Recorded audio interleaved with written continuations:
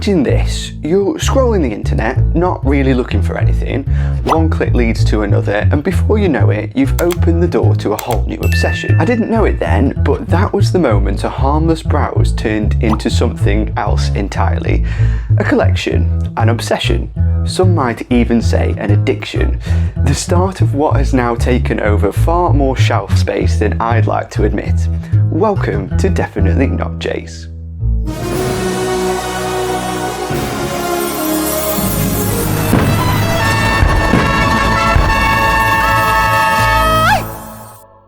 So today we are talking about the Loungefly bag that started my collection, the Miguel Cosplay mini backpack from Disney Pixar's COCO. If you've been following my channel, you'll know I've done a few Loungefly deep dives now, but this is the OG, this is the gateway bag. I bought it thinking it would be just one special bag, and now I have, well, let's just say a lot more than one. But before we get there though, I've got to mention the film that inspired it all. I don't think you can really appreciate this Loungefly without diving into the world of Mexican culture, the importance of familia, and some of the most memorable songs that Disney has ever written. Let's take a look back to where it all started, Disney Pixar's COCO.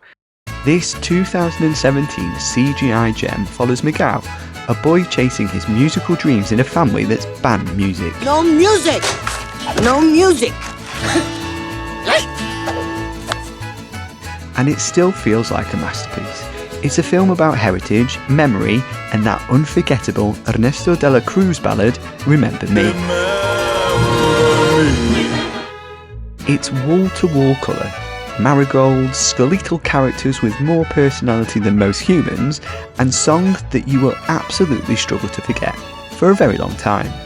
COCO isn't just a Pixar film, it's a love letter to Dia de los Muertos, the Day of the Dead.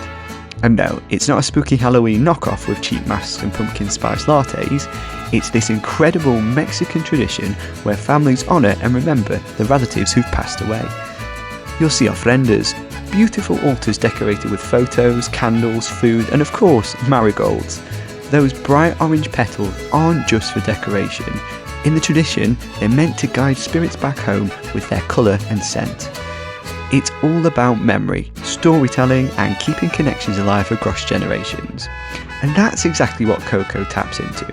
Between the colours, the music, and the fact that Pixar basically dares you not to cry, it's honestly one of the most heartfelt things they've ever created. And it's unsurprising that the magic isn't being confined to the screen.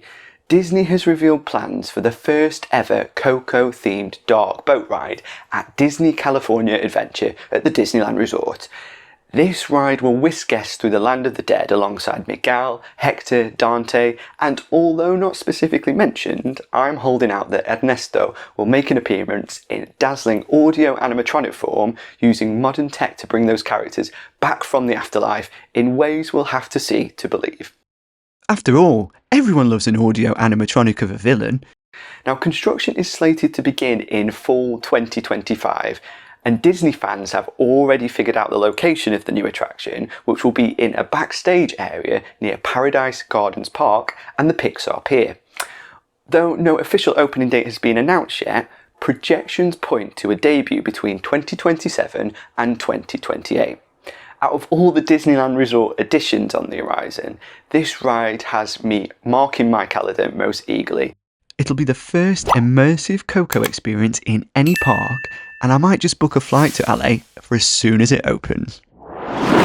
And while we wait for a few years for that ride to open, this is as close as I'm getting. My very first Loungefly, the Miguel Cosplay mini backpack. Let's take a closer look. The whole front is basically Miguel living his best mariachi life. You've got him appliqued right on the front pocket, holding that white guitar like he's about to burst into Un Poco Loco. And he's certainly dressed for the performance of a lifetime, with his oversized sombrero forming the bulk of the front, and the added detail of his little yellow satin bow tie, which I think is absolutely adorable. The pocket itself is arch-shaped, trimmed in shiny gold faux leather with a gold zipper. And above Miguel's head, you've got a printed gold Mexican style pattern with bright orange and yellow marigolds framing it. This is what I love about Loungefly when they get it right. This isn't just a character slapped onto the front of a rectangle, this is actually storytelling in bag form. Thank you, Loungefly. Now let's talk about materials and finish. The main body is this deep dark red faux leather. It's really smooth and it's actually really soft to the touch. Honestly, compared to some of my other Loungeflies that feel like they've been constructed out of old recycled car tyres, and I won't name names, this one is luxury. The bias binding around the zips is shiny gold, stitched in gold thread, because apparently subtlety was definitely not in the design for this one. And importantly, no sequins, no glitter, no shimmer. Miguel's got enough personality on his own, he doesn't need rhinestones to prove it. Then we've got the Loungefly Plate. It's black enamel with gold lettering and it's Disney Pixar branded, stuck dead in the centre at the top of the bag on a shiny gold patch of faux leather. The side panels are where things get a little extra. Each pocket has gorgeous gold Mexican floral patterns with two tiny marigolds and a little skull also on there.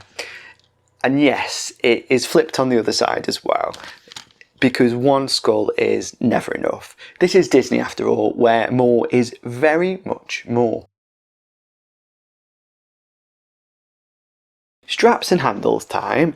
The straps are padded with shiny faux leather with a woven red fabric.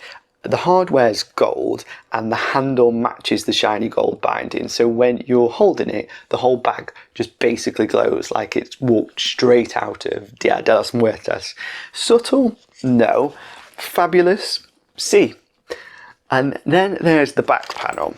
The bottom centre, you've got a white acoustic guitar surrounded by marigolds, little gold floral details, two skulls and a banner that says "Remember Me," which is about the time in the film when I start to cry.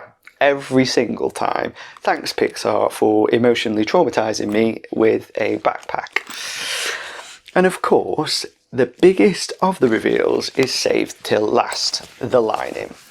Inside, the lining is black, covered in white guitars, little Miguel's in his hoodie with skull face paint, and Ernesto de la Cruz's smug little face popping up just to add a bit of villain to the vibe. There's only one slip pocket inside, there's no zip, which fine, but let's be real, a Loungefly is absolutely not built for functionality, and yes, the lining continues in the front pocket too. Honestly though, it's gorgeous. The details on this bag go on forever, and it's why it'll always be one of my absolute favourites. So after spending some proper time with this bag again, what really hits me is how much care has gone into it. It isn't just a backpack with Miguel slapped on the front, it feels like every detail has been thought through to celebrate the film. The colours, textures, the marigolds, the guitar on the back, it all works together in a way that feels really considered. From the embroidered details to the fun lining with Miguel and Ernesto, it's packed with those little touches that make you smile every time you look a bit closer. And that's the joy of a Loungefly like this. You can admire it at first glance, but then the more you look at it, the more you get it into your hands, the more you notice. What I love most though is that it feels personal. COCO is such a heartfelt film about family, memory and music, and this bag manages to nod to all of that without ever feeling gimmicky. It still makes me stop and go, wow, this is why I started collecting in the first place. And honestly, after all the other Loungeflies that have joined my shelves since, Miguel still stands out. this isn't just part of the lineup, it's the bag that reminds me of why I love doing these videos, why I love collecting, and why certain pieces are always going to stay special.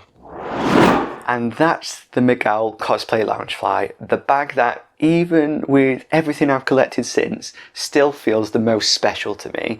It's the one that started it all, and honestly, probably still my favourite. I'd love to hear your thoughts down in the comments. Do you think that Loungefly nailed the COCO theme with this one?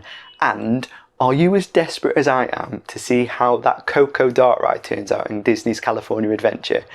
I'm already running through the outfits for opening day. If you did enjoy hanging out, please give the video a like, and if you're new around here, hit subscribe. It really does help the channel grow, and it means you'll catch the next Loungefly unboxing, my upcoming travel bits, and plenty more Disney chaos. Thanks so much for watching, and stay tuned because there's definitely more to come.